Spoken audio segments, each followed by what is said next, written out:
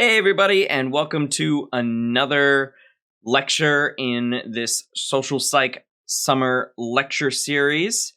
Today's lecture is going to be the second part of our social influence discussion. Today, we are going to talk about the other two that you saw on the table from last video, compliance and obedience. So we'll do compliance and then we'll do obedience. So without further ado, let's get started. All right, compliance.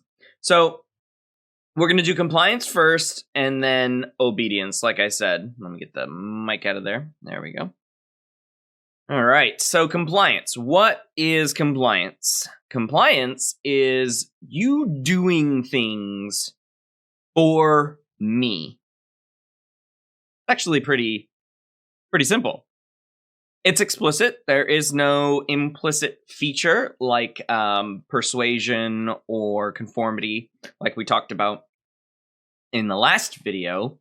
Compliance is only explicit requests. Okay, you respond to a direct request by another person, or another person is just responding to a direct request from you. And I'm pretty much gonna take the latter part of that equation, where I'm gonna frame it like you getting what you want. Especially how I have titled this slide and another slide. I'm gonna go over 3. So there's gonna be, I think, 7 or 8 steps for using compliance in a way that makes essentially social psychology get what you want, right? So that's how we're going to play this. So I'm going to talk about the first 3 here, and then we'll talk a little bit about some of the features, and I think one or two research findings. So the first one is positive mood. You want to be in a good mood if you are asking, and you want the other person to be in a good mood when you're asking them for something. So you're in a good mood, they're in a good mood, everyone's in a good mood.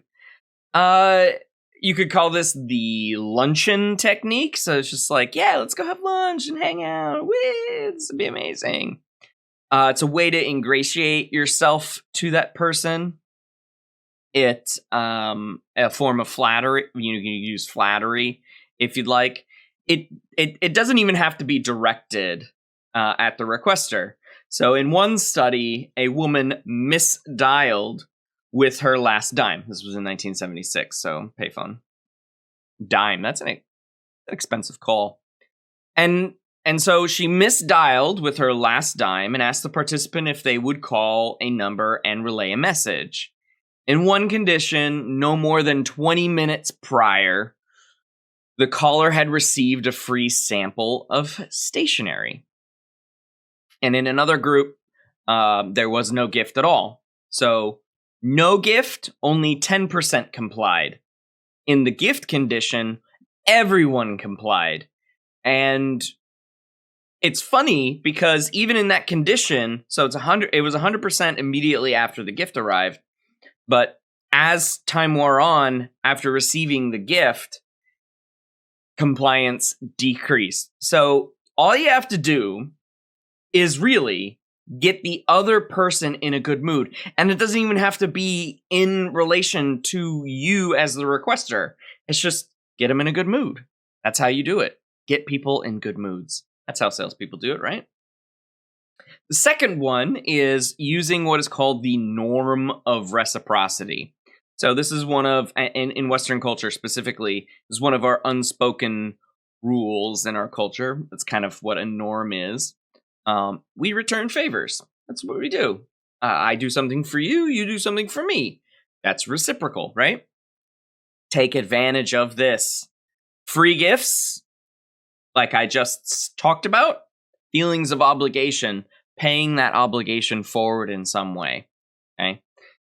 It's also kind of underhanded and sneaky when advertisements go, and that's not all. And then they add in like another gift. And you're like, oh, wow, that makes this offer so much better. That it would be crazy not to participate, right? So if you are making the request for somebody, just be like, and, as an added bonus, I'm going to give you my last Coke. What do you think about that? Do you want my last Coke? I'm going to give it to you. And they're like, oh, man. It's your last Coke? Okay. All right. What do you need? What do you want? It's your last Coke. I'm sorry. What do you want? And we'll go into a little bit more detail about this, but the norm of reciprocity has a fun little name for it. For the kind of request that we'll talk about is called door in the face. I have a further example for you in just a minute. But let me just introduce you to it. So, door in the face, or DITF, is when you ask somebody for a large favor that they are sure to deny. But that increases the likelihood they will concede to a smaller favor. So, essentially what happens is your smaller request is seen as a concession that the norm of reciprocity urges them to oblige. Not obligate. Oblige. Okay, so that's door in the face. Okay, go over that in a little bit more detail in just a second. The third one that I want to talk to before then I go into DITF and the next one is creating commitment. It's like all of the petitions that are going around to have you sign for something. Get rid of Confederate statues, defund the police, label the KKK as a terrorist organization, so on and so forth. Those just come to mind because they're accessible and salient to me in the moment that I am recording this video, okay? And so the special name that we have for creating commitment is called the foot in the door technique. And it's literally just how it sounds. You get your foot right in that door. You just wedge it. You're like, oh, wait, but what if I were to tell you this? So this is essentially the opposite of door in the face. You make a small initial request, which almost anyone will agree to, and that paves the way for a larger but your actual request. So in 1966, Friedman and Fraser went around California asking residents if they would display a huge, ugly yard sign that read, "Drive carefully." Only 17% of the people were like, sure, you can put that ugly thing in my yard. And then they had another group where they were asked to display a small 2-inch sign in their windows. Almost everyone agreed to that one. I mean, how effective is a drive slowly sign from your window? Not very. But then 2 weeks later, they came back and were like, so you put that sign in your window. What about this billboard? 76% of those same people agreed, right? So we have 17 versus 76. You created the commitment. You got your foot in the door with the window sticker. And then even after 2 weeks, they're like, okay, all right. Put the yard sign out there. I got the thing in my window. Put the yard sign out there. It's funny because it really isn't that necessarily related to the actual request. There was another study where they were going around getting people to sign petitions on 2 completely different issues. And even with the second one, compliance increased with that second request. It's like all you have to do is create that momentary, explicit commitment and obligation, and people you've got them hook, line, and sinker. It's just, yeah, I got you. So let's compare the two, because they work at different times and with in different contexts. So I have here my alligator signs, my alligators. You know, when you were learning less than and greater than, right? So we've got our less than and our greater than, and so the size of the request. So this is time, right? So foot in the door, like I said, you start with a small request and you end with a large. Door in the face, you start with a large and end with a small. Okay, so foot in the door. It endures over time. As long as you can keep coming back to the commitment, then you've got that person. You've got that person locked down, regardless of who they are or what the request was. As long as you've got them committed to the idea of commitment, then you've got them. Door in the face needs to be specific and immediate. Reciprocity works if there's the continuity of the feelings of guilt. Okay? And so if you wait too long, well, then you're going to end up with issues. That people aren't going to remember, like, oh, yeah, you did that thing for me. I don't think so. I'm not going to do that. Nah, it's been like 5 months. I barely even remember your face. Okay? So you got to be quick with it. Multiple people can create commitment. It's actually more powerful if you've got a band of people around you and you're coalescing on one person. Not too many and not too aggressive, because then people will be like, whoa, okay, close the door. People are going to murder me or something. So multiple people can request, but you got to be nice about it. Of course. With door in the face, it can only be one person. If you have multiple people requesting even this super big thing, it'll just seem overtly ostentatious and just odd and weird, and the smaller request won't have the same reciprocity hit that you need it to have. Foot in the door, you really, like I said, you don't need too much context, and that's why foot in the door, generally speaking, gets paired a lot with advertising. So foot in the door, advertising, because you don't really need to be in front of the person's face to create the commitment. You just need to have the right message. Okay? Door in the face needs to be legitimate and in context. Okay?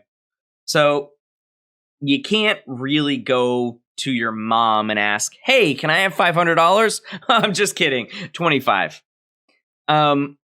Because immediately it's just like, whoa, what's the 500 for?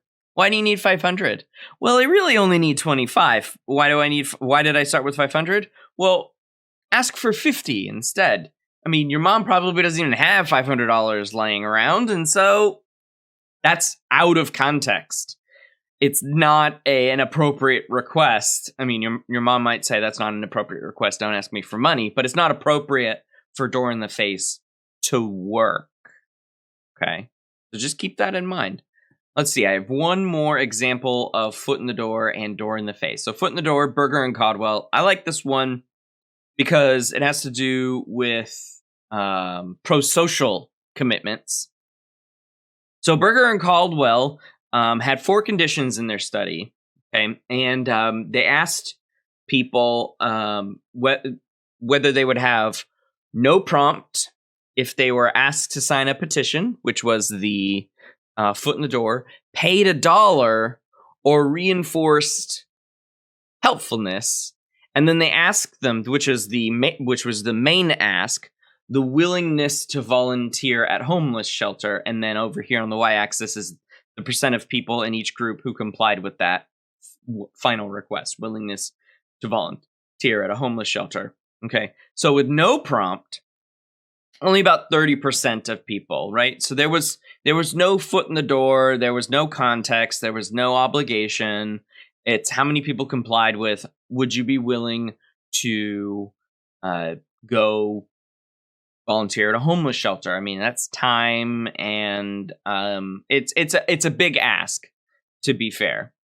And then if they were paid $1, would they go do it? Well, only about 10% more would do it. So this is 2003. Dollar wasn't really worth much in 2003, and it's external incentive. So it was $1. I'm like, okay, all right, fine. But if we consider 30 our baseline, then 40 or even 39, because it doesn't really reach the 40 mark there. 9% increase. That's not a lot. That's not a lot. But here I want to talk about this one and then this one, because they're both kind of foot in the door. This one was specifically foot in the door, but reinforcing helpfulness is another kind of foot in the door. It's a priming foot in the door. It's so good. It's so good. Okay, so let's talk about the ask to sign a petition first. So ask to sign a petition. If no prompt is our baseline, then they got about 20% more compliance. They almost doubled their compliance by asking them to sign a petition about homeless activity first, or homeless shelters. And then they came back, right? The petition created the commitment toward helping the homeless, excuse me. And then they came back and they're like, would you be willing to volunteer at a homeless shelter? And that's where the commitment comes and gets cashed in. But this reinforcing happiness, this one is great. This one's great. So this is a sort of a priming example of implicitly creating a foot in the door. Okay, so it doesn't even have to be like, again, context is not necessary for foot in the door. So when they were asked about homelessness and stuff like that, they were talking to people at door to door, and they would say words like complimented on being thoughtful and caring. I'm like, oh, you're so thoughtful. Oh, you know what? You're so caring. You're such a wonderful person. That'd be really cool. And then they would come, and so that created this implicit sense of commitment. Like, I am thoughtful, I am caring, self-perception, I am. But to not have any cognitive dissonance when the people came back to then ask for the larger request for donating their time to the homeless shelter, then that commitment is like, well, they did say I am helpful, I am caring, so you know what? I guess I should go. And there you go. More than double our baseline. More than double. So that's a pretty good foot in the door technique. So if you can find an aspect of the person you want to ask, get your foot in the door to create that commitment for a larger request later, then you've got to flatter it up to them.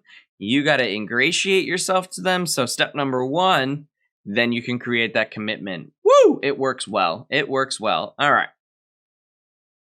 So what's this door in the face example? So this is my other favorite one. So this was at Cialdini in 1975. So a little bit before the Berger and Caldwell one. But so this was an interesting juveniles at the zoo. So juveniles was short for juvenile delinquents. So juvenile offenders, kids who were in detention centers, right? So the big ask in one group was, hey, are you just, so in this group, they just got asked, would you be willing to chaperone these children at the zoo? Only 17% of the people that they asked said yes. Not surprising, right? That's a huge ask. Okay. What's entailed by the chaperoning? Does it matter if they're caught doing something they shouldn't? What do I need to arrest them if they are? Like, how close am I watching these kids, right? Then there was another group who got asked, okay, would you be willing to donate 2 hours a week to counseling delinquents for 2 years? Okay. That's not terrible. It's 2 hours a week, 104 hours a year.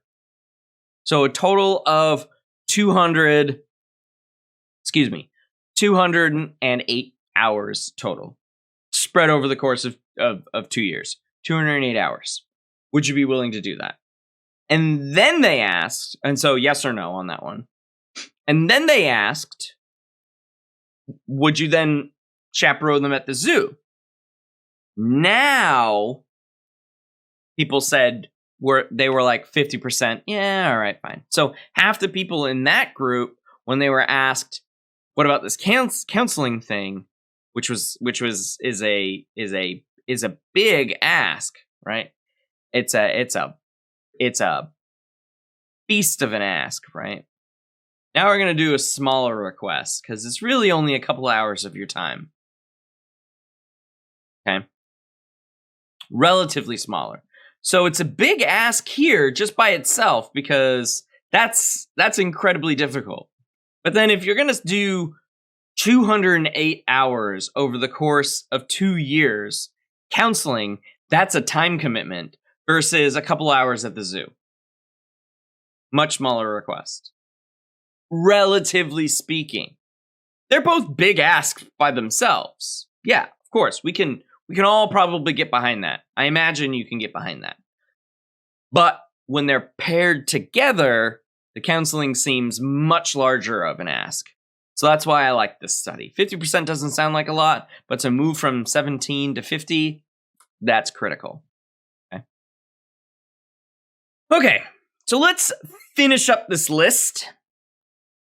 I have what I did 3, and then I have 5 more on this one. So a total of 8. So, number 4, use psychological reactance. This is a fancy word, fancy phrase for what you've probably heard as reverse psychology. So, one way I'll put this is when our freedom seems threatened, we act to restore it, right? And so, this is reactance. Banned books end up with larger audiences.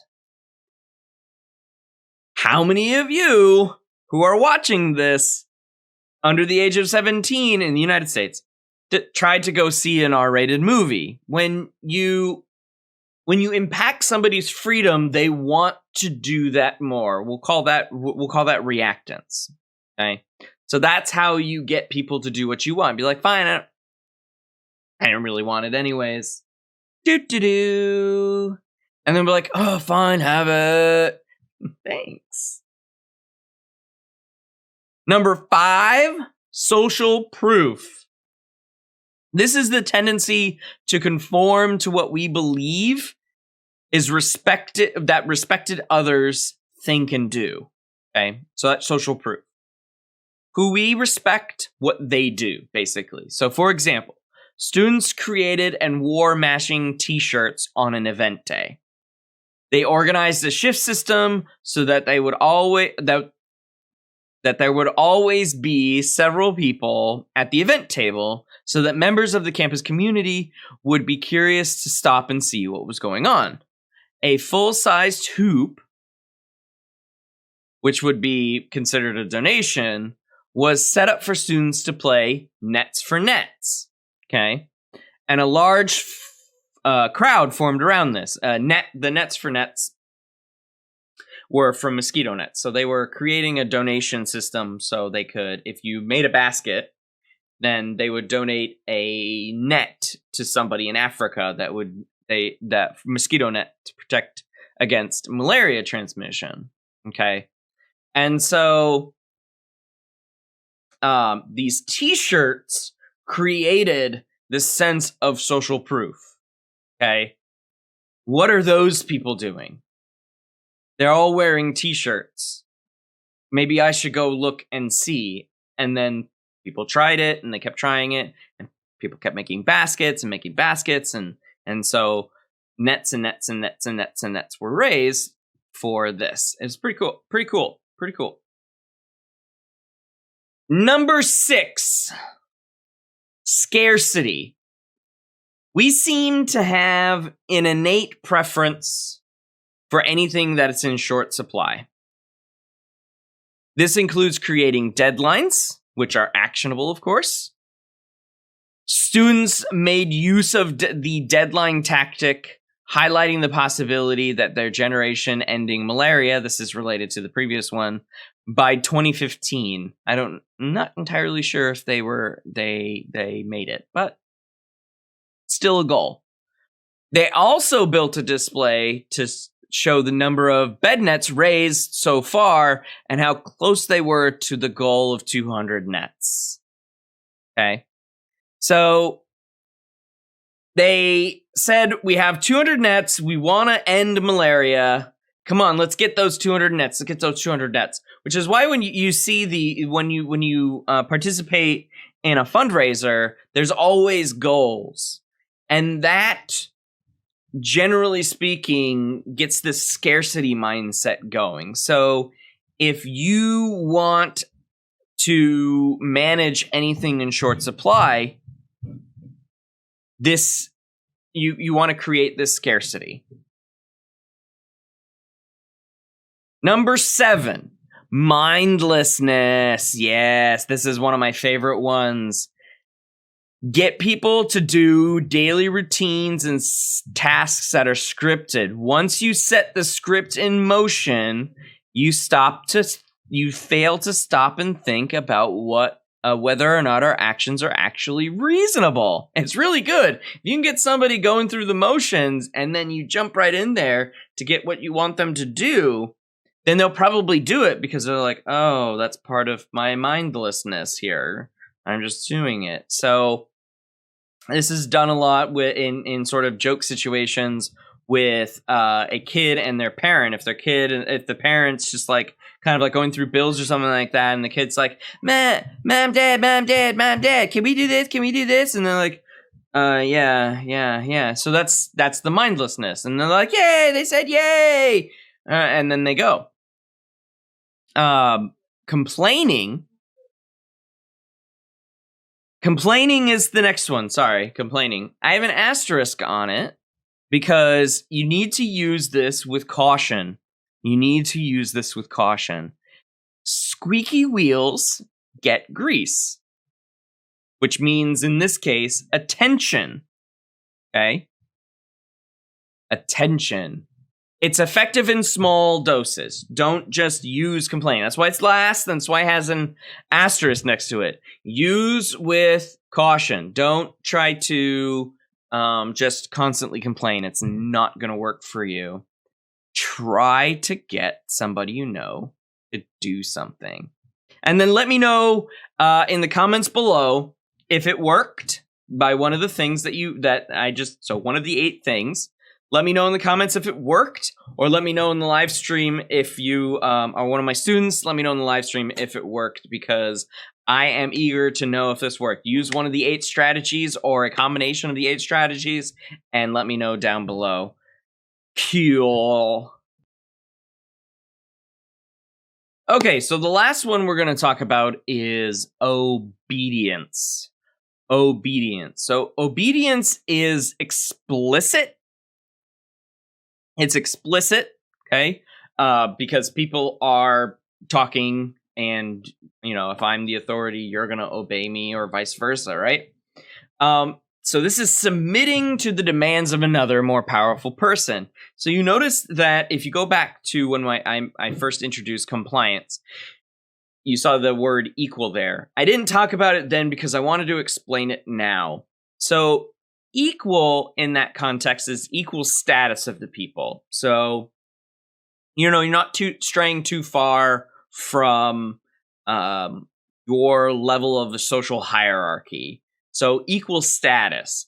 With obedience, we're talking about unequal status of the social hierarchy, okay? And you can make somebody obey with their behavior or their beliefs if you are telling somebody to submit to your demands, okay? You can have, with obedience, you can have outward compliance without internal changes, however, okay?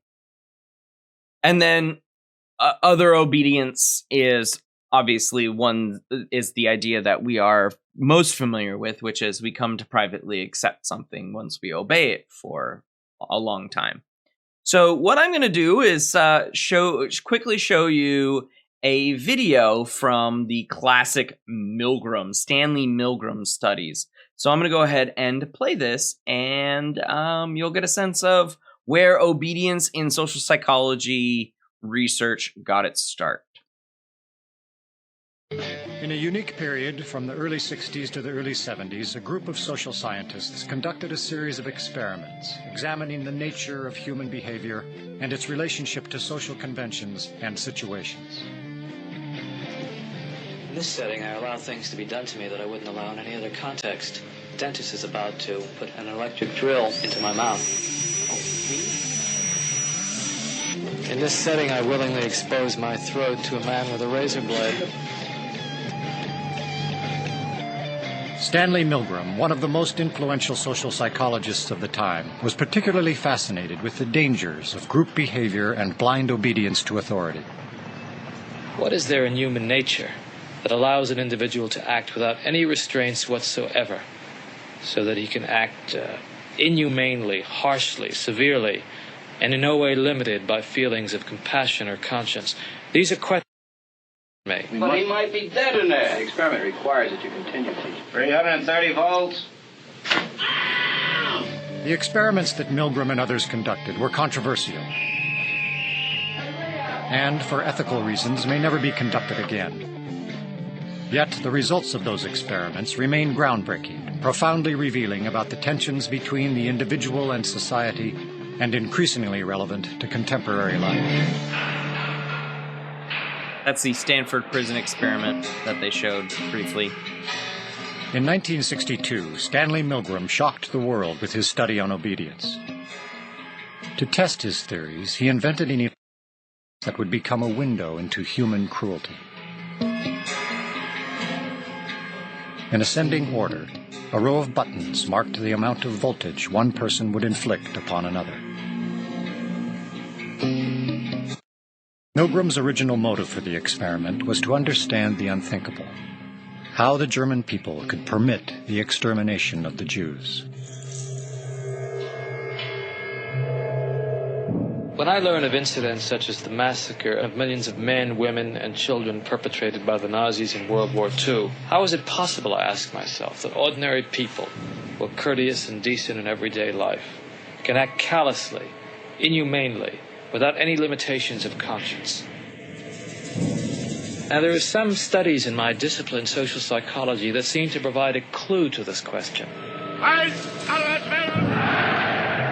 The problem I wanted to study was a little different. It went a little bit further. It was the issue of authority. Under what conditions would a person obey authority who commanded actions that went against conscience?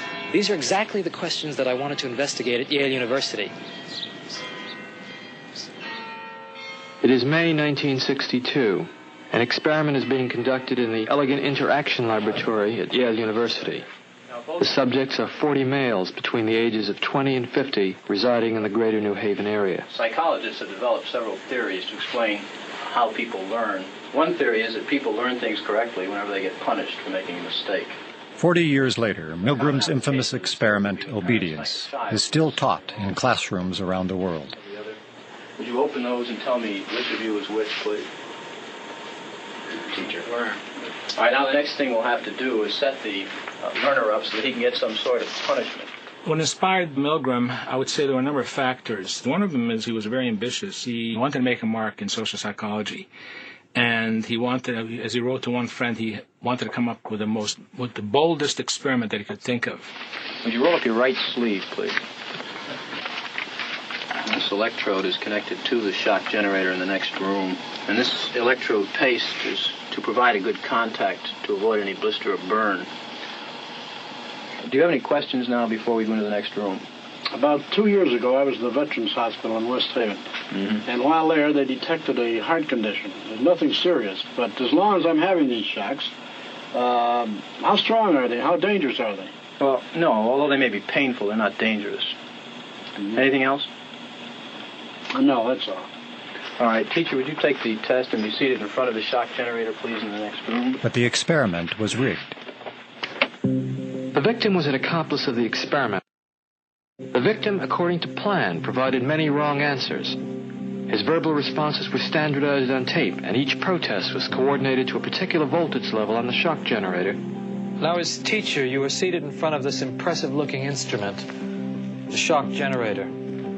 Its essential feature is a line of switches that goes from 15 volts to 450 volts, and a set of verbal designations that goes from slight shock to moderate shock, strong shock, very strong shock, intense shock, extreme intensity shock, and finally XXX, danger severe shock. Your job, the experimenter explains to you, is a word pair test. If he gets each answer correctly, fine, you move on to the next pair. But if he makes a mistake, you are instructed to give him an electric shock, starting with 15 volts, and you increase the shock one step on each error. Incorrect. You'll now get a shock of 105. Hard hit. Just how far can you go in this thing? As far as is necessary. What do you mean as far as is necessary? Milgram was very much aware that obedience is a necessary ingredient for society to function. But he focused on the darker side of obedience. Incorrect. 150 volts. Sad face. Wait a minute. That's all. Get me out of here. I told you I had heart trouble. My heart's starting to bother me now. It's absolutely essential that you continue. You have no other choice, teacher. Oh, I have a lot of choices. My number one choice is that I wouldn't go on if I thought he was being harmed. Now, this man makes disobedience seem a very rational and simple deed. Now, other subjects respond quite differently to the experimenter's authority. Wrong. It's hair. 75 volts, Jim. You don't know. Please continue. Some psychologists were troubled by the ethics of it. Many, if not most subjects, found it a highly stressful, conflicted experience. People are stammering, stuttering, laughing hysterically, inappropriately. 150 volts. Experimenter. That's all. Get me out of here. I told you I had heart trouble. My heart's starting to bother me now. Get me out of here, please. Let me out of here. You have no right to keep me here. Let me out. Let me out of here. Let me out. Continue, please. Let me out of here. My heart's bothering me. Let Go me on. out. Let me out. Clearly, Alrighty, so that gives you a window into obedience research and social psych. Milgram essentially got it started, and you can watch the rest of it. I mean, it's a 10-minute thing, but there are plenty of videos on YouTube. Okay, so why do people obey? Why did the Nazi folks obey? Why did the folks in the Milgram Milgram Studies obey? Well, for one thing, they could remove the responsibility from themselves. So with respect to Milgram, they could blame the experimenter if they ever got in any sort of legal trouble or any issues like that. They could say, well, the experimenter kept saying you need to continue even though this guy was having, I don't know, ostensibly a heart attack, right? Signs of authority all over the place while these subjects were in the lab. There were signs of authority. Yale itself is an authority. It's very prestigious, right? The experimenter wore a lab coat, and so did everybody else that was associated with the study. Walking down the hall in the lab coats. Passing by a security guard, they had badges. People had name tags that had official IDs. Okay. all of this has actual authority behind it, right? These people could fire somebody, demote somebody, not pay somebody, etc., right? And then here we get to an easy an easy informal logical fallacy. Okay, slippery slope of gradual demands. Okay, you start small, and then you work your way up. It's sort of like foot in the door that I just mentioned. You tell a white lie, and then a bigger one, and then a bigger one. They get easier and easier and easier. As you know, Hitler didn't start by saying, let's kill all the Jews in 1933. He did not say that, right? He started with boycotts of Jewish businesses. He redefined citizenship in Germany. He then began forbidding intermarriage among Jews and others. He then said, you have to join a Jewish registry. And then he started making them wear the Stars of David, and that had like Juden underneath it, which, was Jew in German. People had to have papers that said they were Jewish, right? And then they were removed out of communities. Then they went to work camps. And then finally from those work camps, they went to death camps. Okay? So genocide was the last step of Hitler's MO. It wasn't the first one. You get the gradual amount of obeying. And for the people who are subordinate to that, the people who have to carry out the obedience, carry out the orders,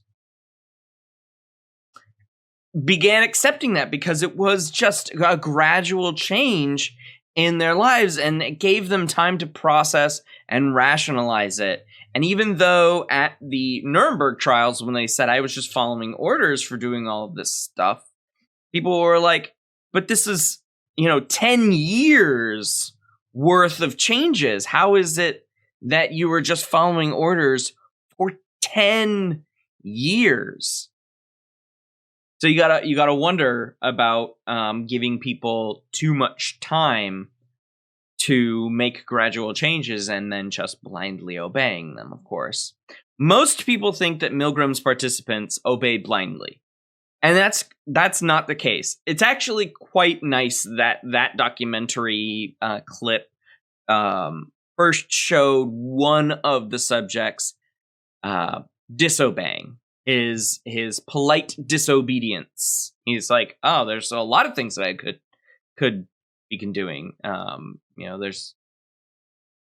It's a fallacy that a lot of people did it. Okay, so 2/3 of the participants in the original study went all the way up to XXX, but during that travel to the last 450 volts one,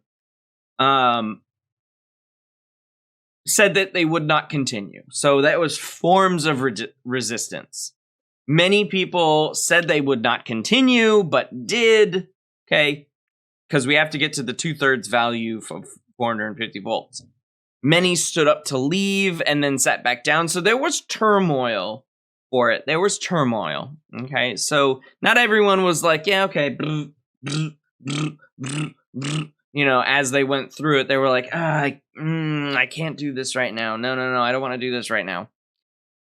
So what are the factors then that affect obedience? So some of them are intuitive. I will lay that out bare right at the start. First of all, you have to be close to the victim. Farther from the victim in order to obey obedience. And this works with harm toward non-human victims too. You are more likely to obey and harm non-human victims the farther you are away of it, from it, because research for drone pilots really bears this out. Okay, so if you are close to the victim, then it's harder to obey, especially if harm is coming the victim's way. And if you're farther away, less obedience. Or more obedience, sorry. Less obedience close, more obedience far. Okay?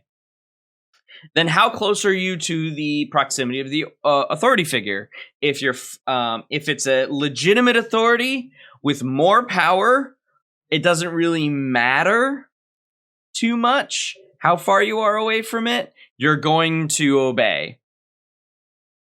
Take the study out of Yale and do it in, like, I don't know, Eureka College, for example. There's going to be far less obedience because the prestige and the authority that are, like, surrounding the participants is unlikely to yield obedience.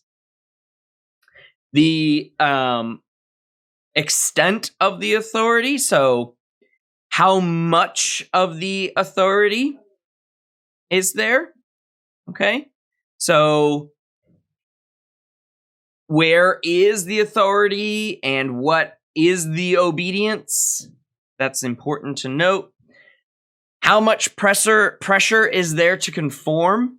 Now, in follow-up studies, Milgram and then people after Milgram had multiple teachers and one learner that was a Confederate. And if one person out of a group of 2 or 3 said, I don't want to do this, then the other 1 or 2 teachers were likely to follow suit. So are you conforming to the are you conforming to the obedience, or are you not conforming to the obedience? That is quite a bit important when we discuss obedience. So if you have multiple people saying no, this is really going back to a deep cut, is the I am Spartacus scene from Spartacus, where everybody is like, I am Spartacus, I am Spartacus, I am Spartacus. Because the Romans were like, who is Spartacus? Who is this guy leading this slave revolt? And everybody says they're Spartacus. Well, if everyone's Spartacus, then no one is Spartacus. So that's really, really important. Personality.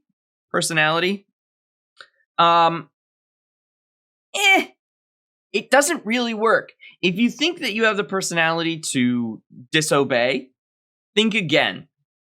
And I'll say why. The situation, the context, the obeying the authority in setting and proximity to victim, authority, whatever, is too powerful and overshines your personality traits, even the ones that you can think about now, like, no, I stand for truth, justice, and the American way. Well, if you were put into a position where you had to where you had to obey something antithetical to truth, justice, and the American way, you probably would. And I'm just being honest. That's the realist in me. As much as I would like to think that I wouldn't obey if it was something morally wrong, it's probably more likely that I wouldn't if the situation was powerful enough. And even though the Milgram studies need a lot of approval and a lot of protections for participants, they can be done. It's very difficult to get them through ethics boards these days and IRBs. But if they do, a lot of these effects will replicate. It's fairly robust.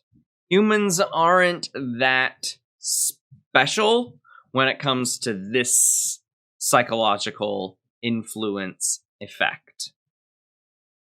One last thing I want to bring up before we end this video is mortality salience. So the authors of your textbook, for those of you who are students in my class, are some of the people who are important for bringing mortality salience research to social psychology. And that is reminding people that they have impending deaths and what happens when you remind people that they are mortal and they will die someday. And I really find this research fascinating with respect to authority and obedience, because it has to do with who you want to follow in your moment of understanding your own mortality. Okay, what kind of leader would you obey if you were reminded by your own impending death? And so in this particular study from Cohen and colleagues in 2004, they asked participants whether or not they would follow a charismatic, task-oriented, or relationship-oriented leader. And they gave characterizations, verbal characterizations, and they were in one of two conditions.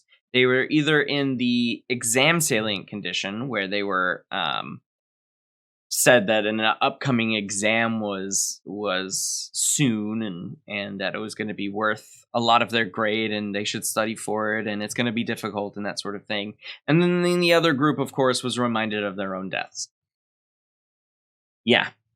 The charismatic leader was portrayed as having high expectations of followers, having confidence in followers' abilities, engaging in risky but calculated behavior, and emphasizing the importance of overarching vision and identity of the group as a whole. That was very helpful to mortality salient folks and not very helpful to exam folks. But here again, I want to say that I'm not a fan of the figure makers for this textbook, because and this figure should be in your textbook. This scale is awful. It's only a point, because you can see it goes from 2.6 to 3.5. So if I were to put this on the actual scale of the rating, which I think was I want to say 1 to 5, but I'm not entirely sure. It doesn't look all that impressive. I'll tell you what, it doesn't look all that impressive. These differences, though, are statistically significant. So keep that in mind. But this is not the way to show people. This is not the way to show people how good your graph looks. Anyway, the task-oriented leader, this guy, was characterized as setting high yet achievable goals and effectively achieving those goals by efficiently allocating resources and delegating responsibilities. So both the exam condition folks and the task-oriented folks really, really enjoyed that one.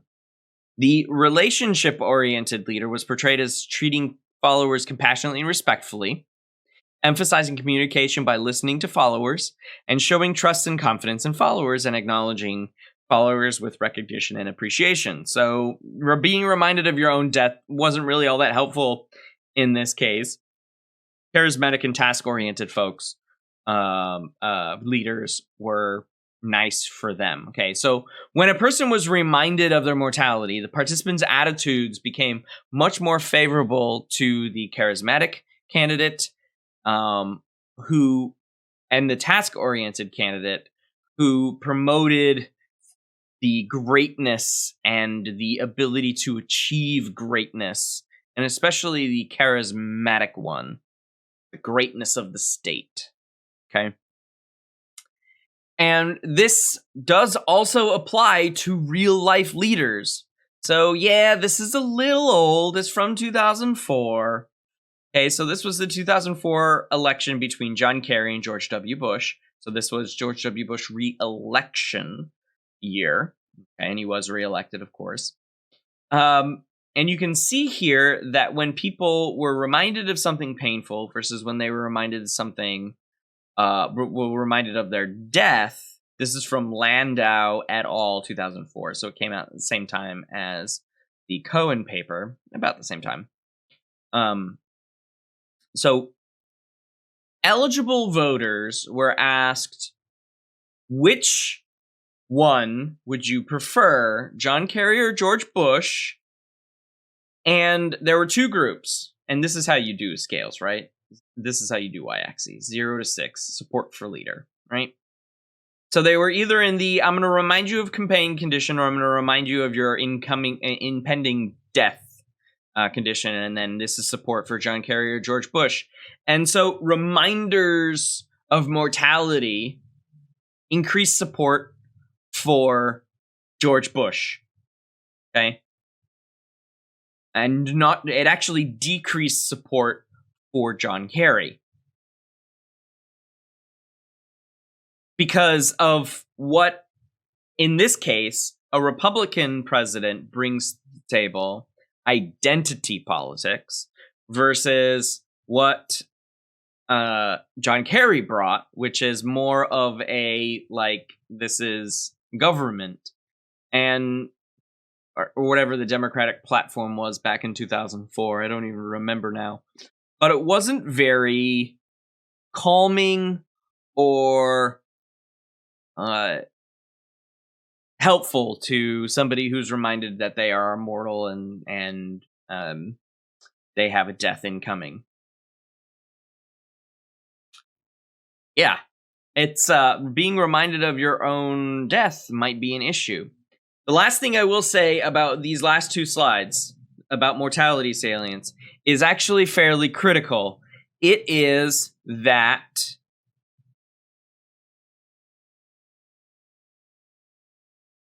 it's not replicating all that well. So is mortality salience real? Are the effects that we see real? I don't really know. So keep that in mind. The authors of your textbook should probably put that in on their next edition. I would say that would be very important. We'll see if they do. That'll be it for this particular video. Go ahead and leave your comments, suggestions, and feedback down below. Generate your questions for the live stream, and I will see you in the next video. Goodbye.